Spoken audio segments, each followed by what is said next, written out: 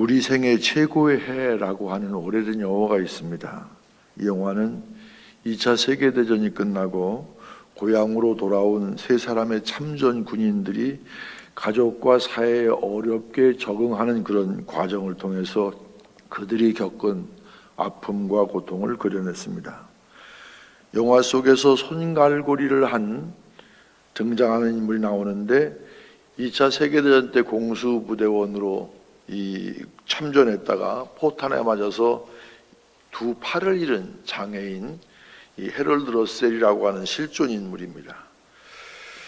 그는 포탄에 양 팔을 잃은 참혹한 현실 앞에서 이제 나는 쓸모없는, 좀 표현이 심하지만 하나의 고깃덩어리에 불과하구나 하는 생각에 사로잡혀서 절망 속을 헤맸습니다.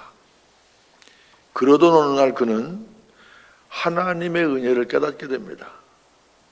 하나님의 은혜를 깨닫고 생각해 보니까 비록 두 팔을 잃기는 했지만 잃은 것보다 가진 것이 더 많음을 알게 됩니다. 의사는 그에게 의술을 만들어 주었고 그것으로 자기 이야기를 타이프로 쳐서 글을 만들어냈습니다. 그 내용이 영화화되었는데 러셀은 그 영화에 직접 출연해서 정성을 다해 연기까지 합니다. 그리고 그는 이 영화로 아카데미 나무 조연상과 특별상을 수상했습니다. 물론 상금은 상위 용사들을 위해 기부했습니다. 기자가 찾아와서 이 러셀에게 물었습니다. 당신의 신체적인 조건이, 두 팔이 없는 이런 신체적인 조건이 당신을 절망하게 하지 않았습니까? 그는 결연하게 이렇게 말합니다. 아닙니다. 나의 육체적인 장애는 나에게 도리어 가장 큰 축복이 되었습니다. 언제나 잃어버린 것을 계산할 것이 아니라 남아있는 것을 생각하고 하나님께 감사하며 남은 것을 사용할 때 잃은 것의 10배를 보상받습니다. 만약 러셀이 불행한 자신의 과거, 자신의 육체적인 조건에만 사로잡혀 있었다면 날마다 절망과 눈물로 인생을 소모했을 것입니다. 하지만 그는 과거가 아니라 그 속에 담겨져 있는 하나님의 은혜와 섭리를 바라보았고 그로 인해서 오히려 반전된 복된 인생을 살게 됩니다. 오늘 본문의 배경은 남유다가 바벨론에게 의해 멸망당하고 포로로 잡혀갔던 때의 일입니다. 하지만 바벨론은 이내 신흥 강국인 페르시아에 의해 위협받기 시작하죠. 이 페르시아 제국을 세운 왕이 바로 고레스였습니다. 고레스는 이란 역사를 통틀어서 가장 위대한 왕으로 불리고 지금까지도 이란 사람들에게 절대적인 존경을 받는 그런 인물입니다. 수많은 나라들과 부족들을 정복하면서 어떻게 하면 이들을 효과적으로 잘 다스릴지를 고민하던 고레스 왕은 속국으로 삼은 다양한 민족의 문화와 왕조를 존중하면서 다스렸습니다. 각 민족의 종교를 존중했으며 속국의 백성들이 자신의 나라에 돌아가서 그들의 문화를 유지하면서 살 수 있도록 정책을 펴서 허락했습니다. 주님께서는 이런 과정을 통해서 유대 민족에게 새해를 계획하셨던 것입니다. 그런 주님께서 계획하신 새해를 맞이하기 위해서 필요한 자세가 오늘 말씀에, 오늘 본문에 기록되어 있습니다. 오늘 말씀을 통해서 주님께서 행하시는 새 역사를 맞이하기 위해서 우리가 어떻게 해야 하는지, 특별히 대강절을 보내고 있는 우리가 어떤 마음의 자세를 가지고 살아야 하는지를 깨닫는 은혜를 나누기를 소망합니다. 새 역사를 맞이하기 위해서는 옛날 일을 생각하지 말아야 합니다. 오늘 본문 18절 말씀입니다. 너희는 이전 일을 기억하지 말며 옛날 일을 생각하지 말라. 이 말씀에서 주님은 새 일을 행하기 전에 먼저 이전 일을 기억하지 말며 옛날 일을 생각하지 말라, 그렇게 말씀하십니다. 여기서 옛날 일이란 무엇입니까? 출애굽 사건입니다. 구체적인 내용이 17절에 기록되어 있는데 애굽의 군대를 이끌어내어서 홍해 가운데 잠들게 하신 사건입니다. 하지만 하나님께서는 그런 일을 기억하거나 생각하지 말아야 한다, 그렇게 말씀합니다. 언뜻 하면 이해가 되지 않지만 아주 간단하게 설명하면 과거의 영광에 사로잡혀 살지 말라, 그런 얘기입니다. 몇 년 전 한 잡지에 시니어 공익을 만나다라는 제목 아래 공익 활동가로 변신한 시니어들에 대한 연재 기사가 실린 적이 있습니다. 이 기사에 김상윤이라고 하는 분이 소개되어 있었는데, 이 김상윤 씨는 플라스틱 업계의 덮개를 만드는 중소기업의 CEO였습니다. 업계에서도 알아주는 전문가였기 때문에 은퇴 후에 찾는 곳이 많았습니다. 그래서 관련 업종에서 전문이사로 2년 동안 일을 맡았지만 이내 허무함을 느꼈습니다. 내 인생이 이렇게 저무는 것인가?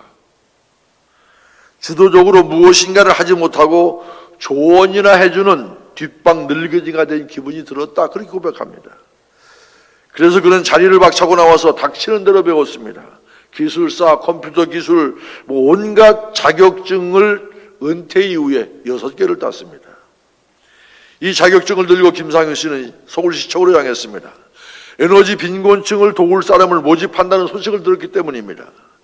20여 년 동안을 제조업에 근무했던 경력과 관련 자격증 덕분에 그는 에너지 설계사에 딱 맞는 인물이었고, 이후 에너지 설계사로 일하면서 에너지 빈곤층을 방문해서 전등을 교체하고 창문 단열, 이런 실태 조사를 하는 일을 맡았습니다.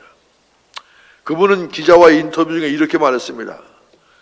시니어들이 은퇴 이후를 겁내는 이유는 과거의 영광을 놓지 못하기 때문입니다. 진정한 변화는 과거의 경험은 살리되 영광은 잊고 쓸데없는 자존심은 버리되 자존감을 높이는 일을 하는 것입니다. 저보다 연세가 적으신 분들은 별로 실감을 하지 않는 말씀이지만 저는 은퇴 이후에 참 실감되는 말입니다. 과거의 영광에 사로잡히지 말라.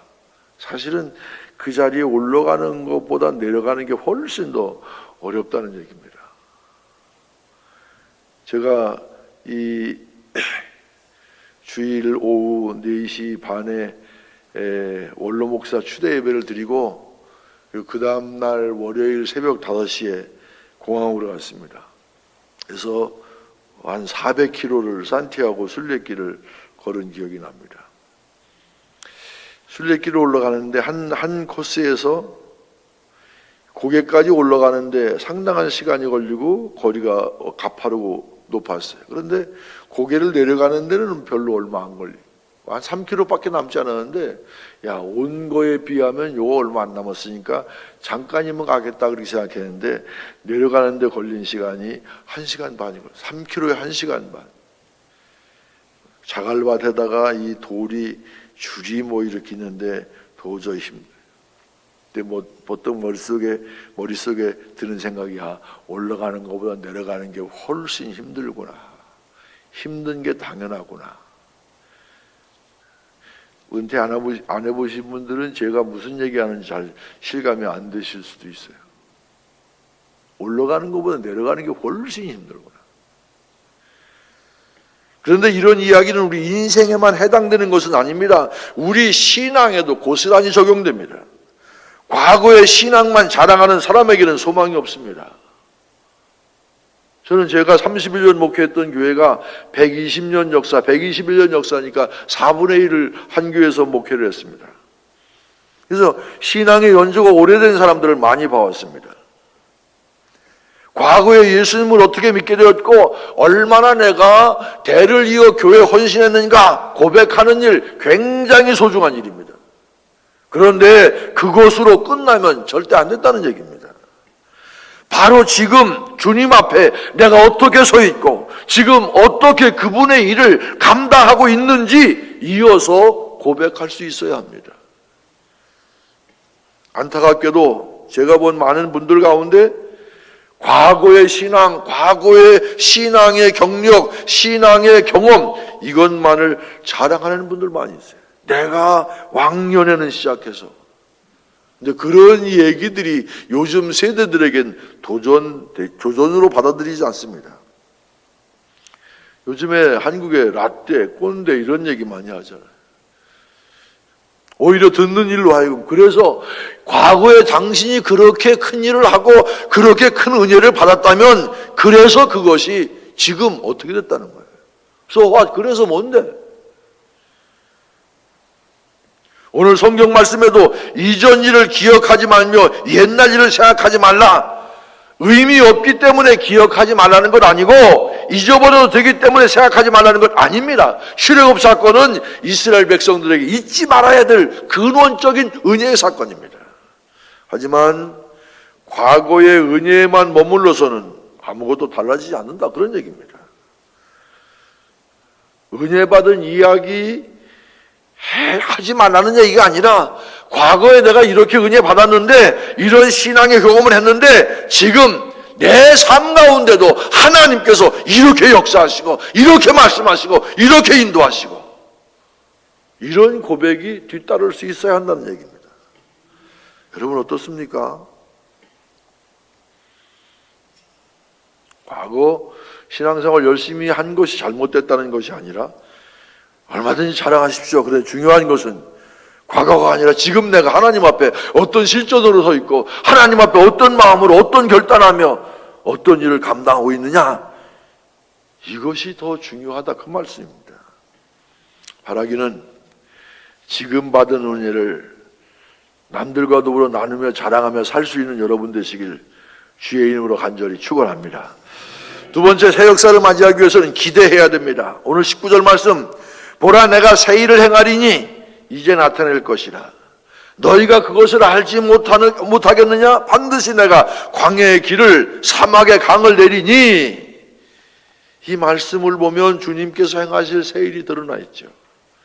그것은 바로 광야의 길을 내시고 사막의 강을 내신다는 것입니다. 광야의 길을 내시고 사막의 강을 낸다.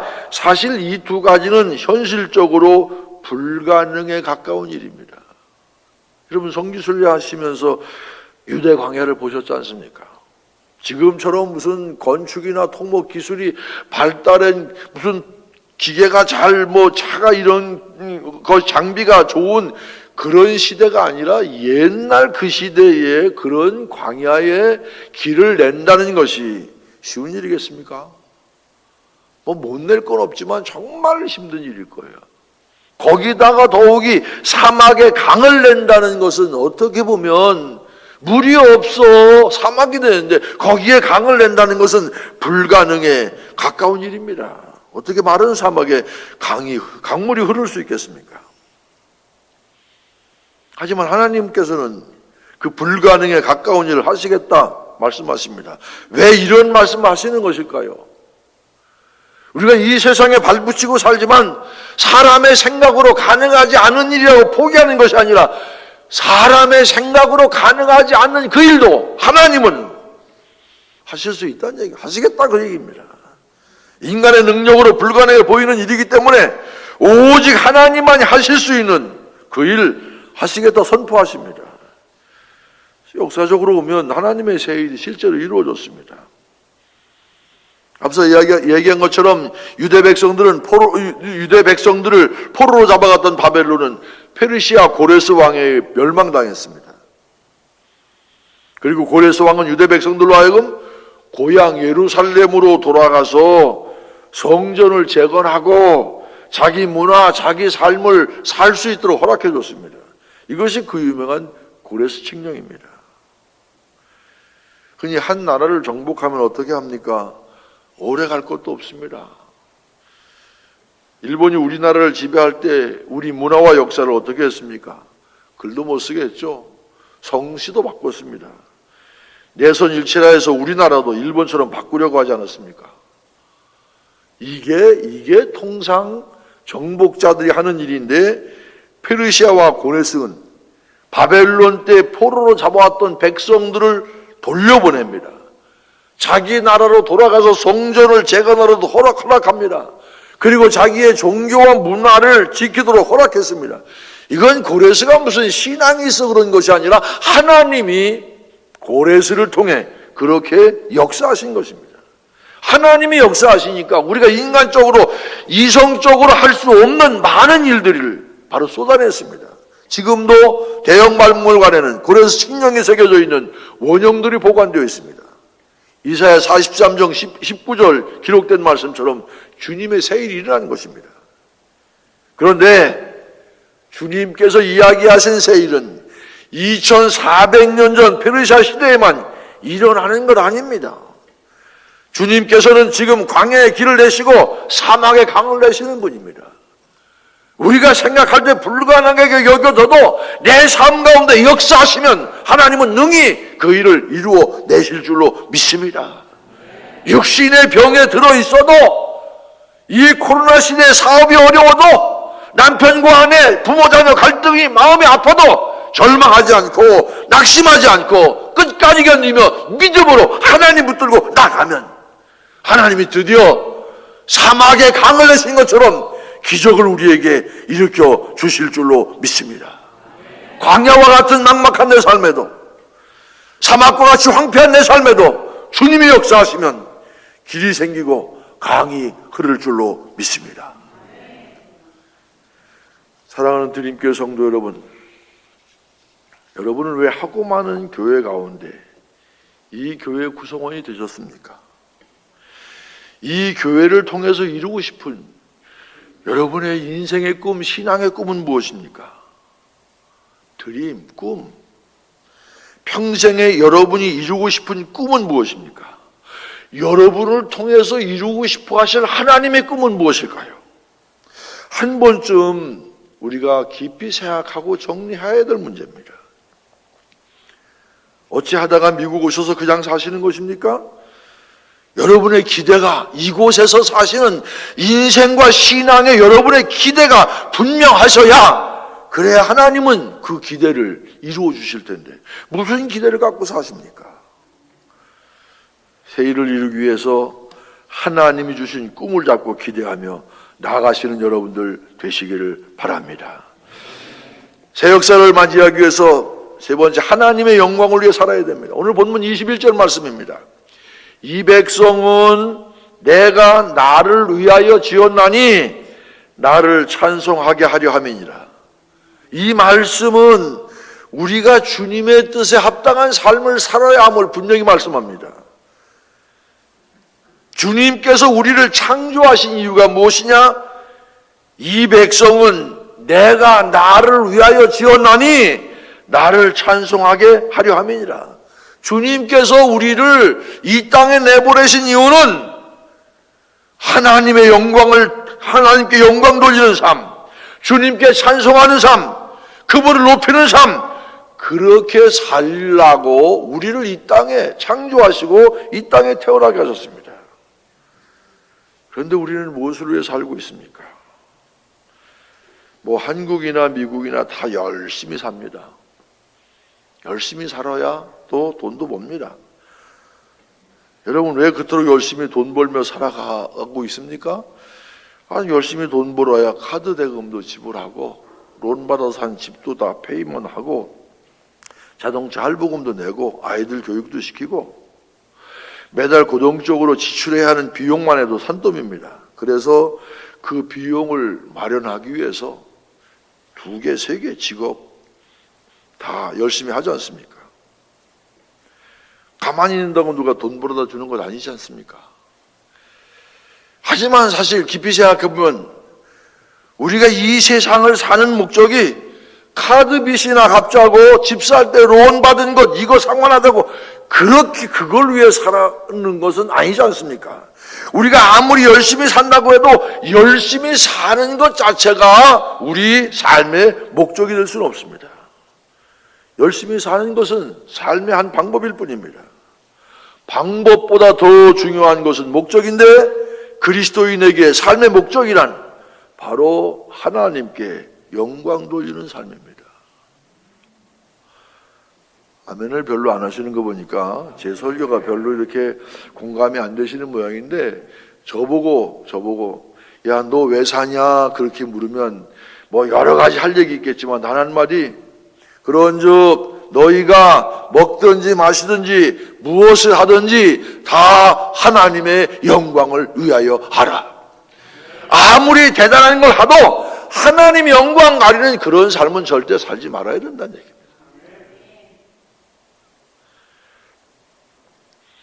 먹고 마시는 것조차도 우리의 모든 일상생활도 오직 하나님께서 영광 받으시는 그런 삶을 우리가 살아야 된다는 말씀입니다.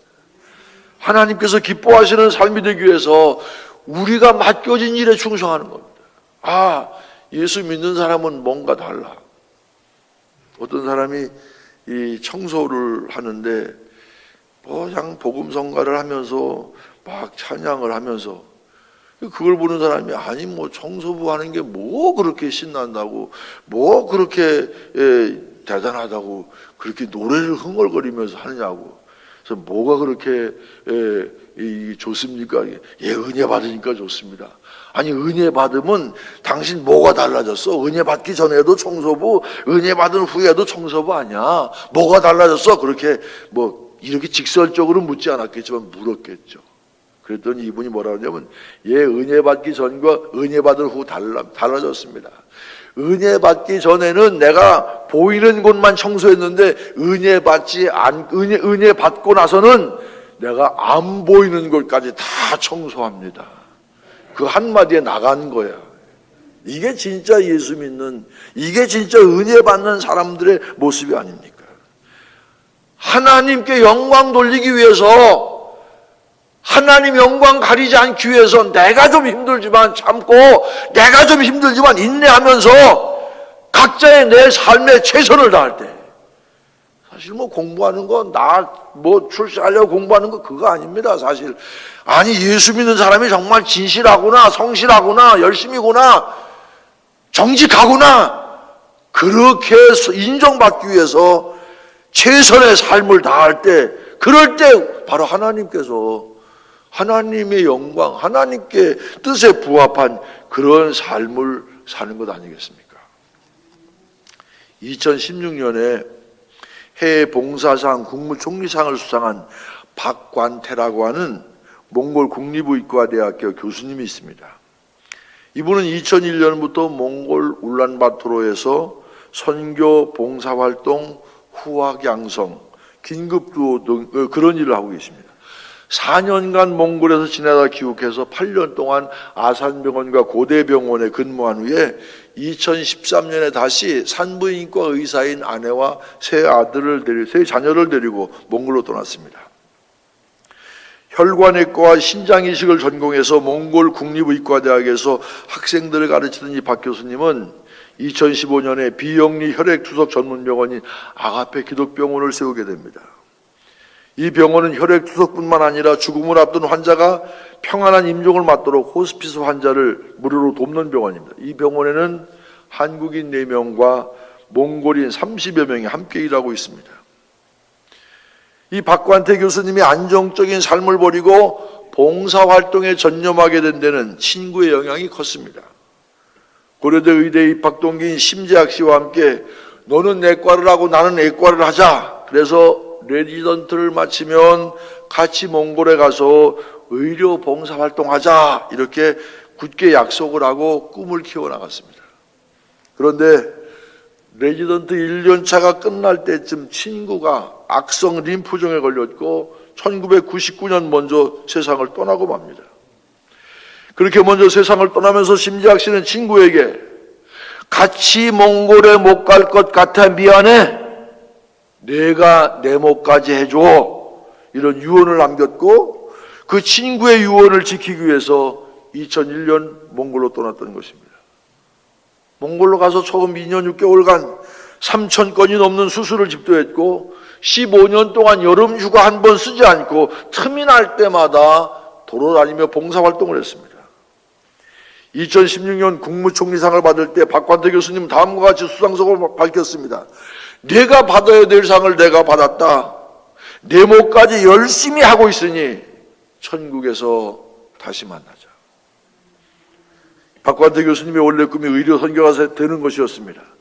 그러다가 같은 비전을 꿈꾸는 친구를 만났고 그 친구가 너무 일찍 세상을 떠나게 되므로 의료 선교사가 되겠다는 그 꿈은 더 이상 거부할 수 없는 그런 운명처럼 다가왔습니다. 물론 아마도 그분은 그렇게 얘기 안 했지만 아마도 이 박 교수님에게도 남들처럼 살고 싶은 유혹이 찾아온 때가 왜 없었겠습니까? 부부가 의사인데 마음만 먹으면 국내에서도 경제적으로 풍족한 삶, 사람들에게 존경받으며 근사하게 넉넉하게 살 수 있었습니다. 하지만 그는 그렇게 하지 않았습니다. 왜 그랬을까요? 풍족한 삶이 중요한 것이 아니라 하나님께 영광 돌리는 삶, 하나님이 기뻐하시는 삶, 한 번 사는 인생인데 그것이 더 중요했기 때문입니다. 하나님께서 자신에게 허락하신 삶의 목적, 그것을 거부할 수가 없었습니다. 주님께서 주신 달란트를 땅에 묻어두거나 자신의 부귀 영화만을 위해 사용할 수가 없었습니다. 그래서 박 교수님은 모든 것을 버려두고 오직 하나님의 영광을 위해 몽골로 떠났다는 것입니다. 여러분, 이 대강절에 우리 스스로 주님이 땅에 오심을 기다리면서 스스로를 위해 한번 질문해 보십시오. 나는 과연 무엇을 위해 살아가고 있는가? 내가 새로운 하나님의 역사를 은연중에 기대하고 소망하면서 그러면서 과연 우리는 어디를 향해 가고 있는지, 무엇을 하며 가고 있는지 스스로를 돌아보아야 하지 않겠습니까? 우리가 살아야 할 바른 삶은 바로 하나님께 영광 돌리는 삶입니다. 억울해도, 때로 힘들어도, 고통스러워도 뭐 말해버리면 쉽죠. 해버리면 쉽죠. 내가 이러면 하나님 영광 가리지. 내가 이러면 하나님 영광 안 되지. 내 말을 통해서, 내 땀방울을 통해서, 내 재능을 통해서, 내 삶을 통해서 내 자신이 아니라, 우리 가정만이 아니라 하나님께서 영광 받으실 일들, 그런 일들이 우리 인생에 일어날 때, 그럴 때 우리 인생은 정말 내용 있는, 후회 없는 인생이 될 것입니다. 그렇게 우리 모두가 하나님의 영광을 위해 살아가게 될 때 더 큰 하나님의 역사가 우리 앞에 아름답게 펼쳐지게 될 줄로 믿습니다. 오늘 이 대강절을 보내면서 하나님의 영광을 위해서 내가 어떻게 내 자신을 돌아보고 살아야 할까를 새롭게 점검하고 다짐하고 결단하는 여러분들 되시길 주의 이름으로 간절히 축원합니다. 기도하겠습니다. 하나님, 이 대강절에 부족한 종을 드림교회 보내주셔서 말씀을 전하게 해주셔서 감사합니다.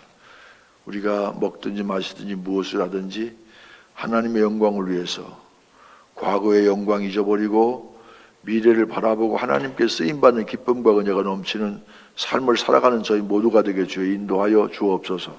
하고 많은 교회 가운데 이 교회에 보내신 하나님의 귀한 섭리를 깨닫고 그 일에 합당하게 쓰임받는 드림교회 모든 성도들이 되게 하시고 성도들의 가정이 꼭 되게 하여 주시옵소서. 그래서 주님이 땅에 오심을 기대하며 기억하며 소망하며 아름답게 힘차게 헤쳐나가는 저희 모두가 되게 주여 인도하여 주시옵소서.